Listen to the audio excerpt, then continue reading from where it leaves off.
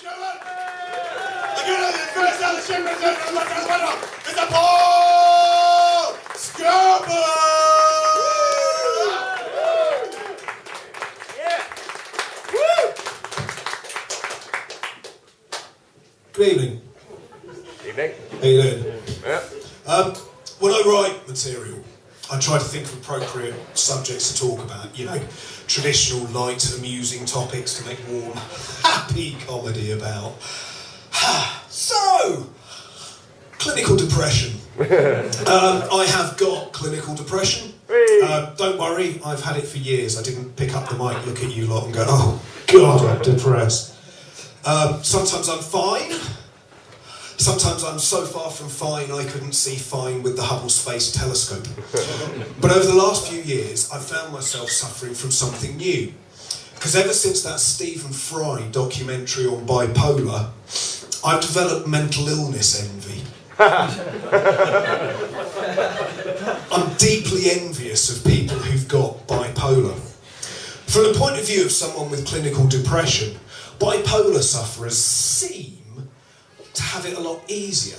Oh yeah, they get the crushing lows, but they also get the highs of the manic stage as well. So in my messed up, depressed mind, on average, they must be fine. Now, I am aware that that's like saying mountain goes up, mountain goes down, so on average, mountains are flat. But you see, all I get is pit of despair and then more pit of despair. So on average, I'm pretty much fucked, really. When you're sitting down the bottom of the pit of despair, only getting the down part seems really unfair. Please, sir, I want some manic. Ever since that documentary, it's almost become cool to say you're bipolar.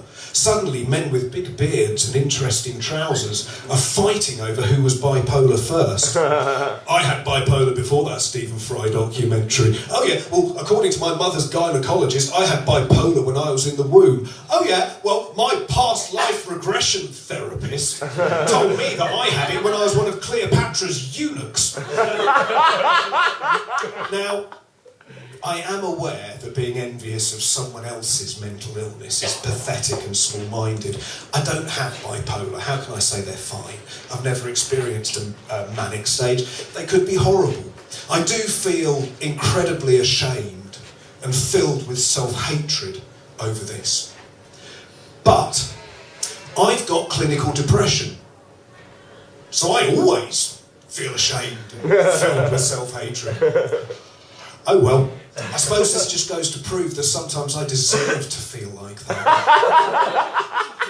This is just like when I was at school and my parents couldn't afford the expensive trainers that all the cool kids had.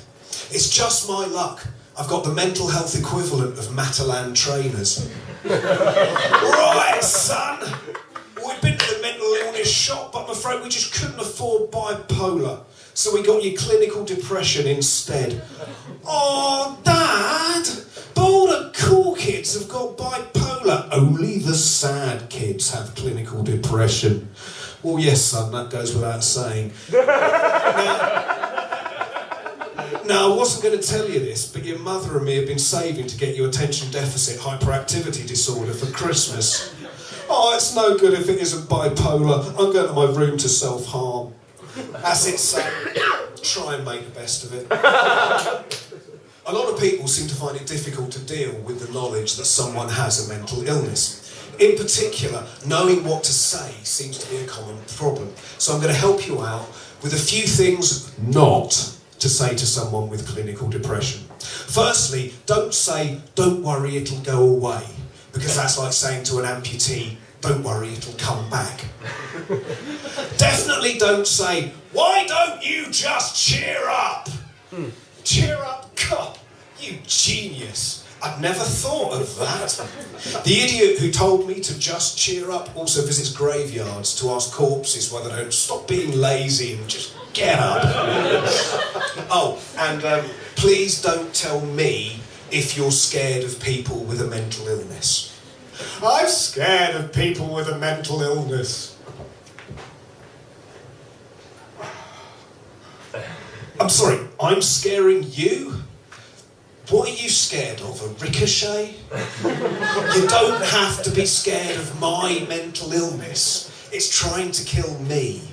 It's not trying to kill any of you. Conversely, here are some things that you can say to someone with clinical depression. You could say, "You're really funny." Definitely the funniest act on tonight. Or you could try, "Would you like a gin and tonic?" Always goes down well. Or a "Here, have all my money." That's fine too. And if you want to practice, you can try those out on me later. Now, in dealing with my depression, I have tried to think about the positive effects it's had on my life.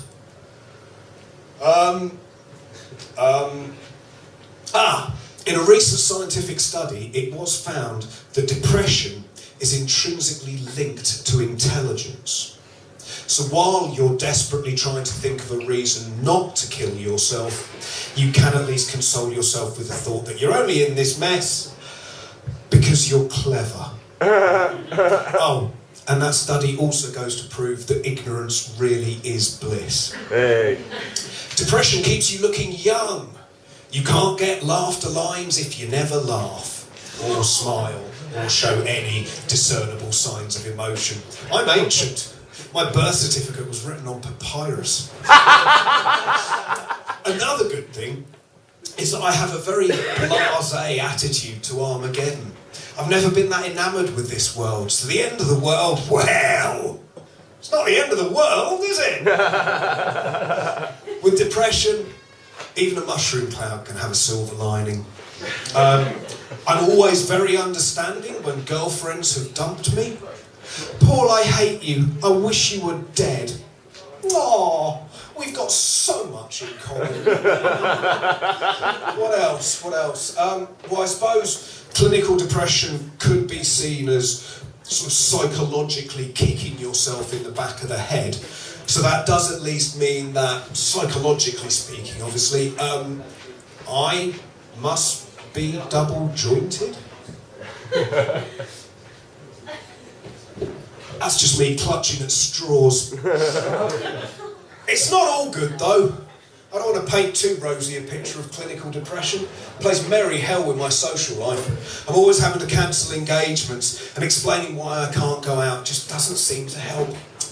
Unfortunately, I can't come to the pub tonight. I thought I was free, but it turns out I've got to spend the evening being racked with guilt over something I did when I was 14. Sorry, I can't come camping this weekend. My brain's decided that I've got to spend the weekend planning my suicide. Now, I've done this 30 or 40,000 times before, but apparently I've got to do it again. Now, I'd love to come over for dinner. Unfortunately, my anxiety levels have gone through the roof. So instead, I'm going to spend the entire evening standing in front of my front door, unable to open the door and leave my flat. I get such strange looks when I decline dinner invitations. If I had to get something go clinical, I can think of better things than depression. Clinical apathy. Now that might work. Yeah, I'm not coming in today. No, clinical apathy is really playing up. Yeah, I'd love to come to work, but I medically can't be fucked. Sometimes.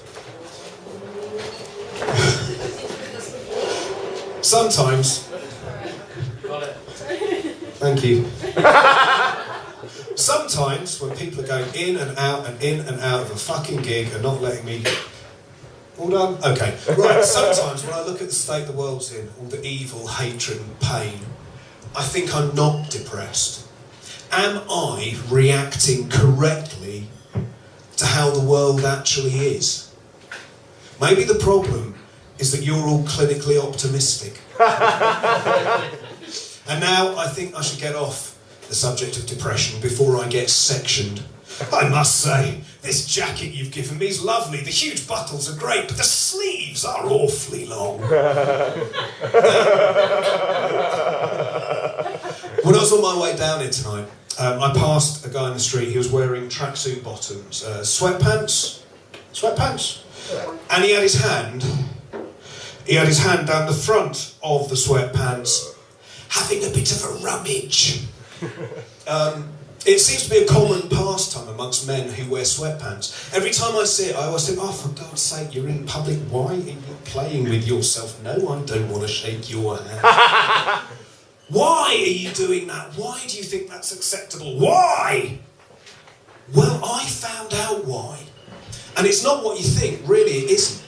It turns out that men who wear sweatpants and appear to play with themselves in public have a rare genetic condition where they have miniature Rubik's Cubes for testicles. And they just can't stop playing with them.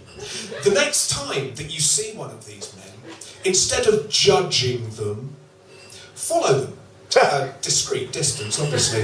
And after a few streets, you will see them go, yay! I completed one. And on that distinctly testicular note, I should bring this to an end. So enjoy the rest of your evening. Good night.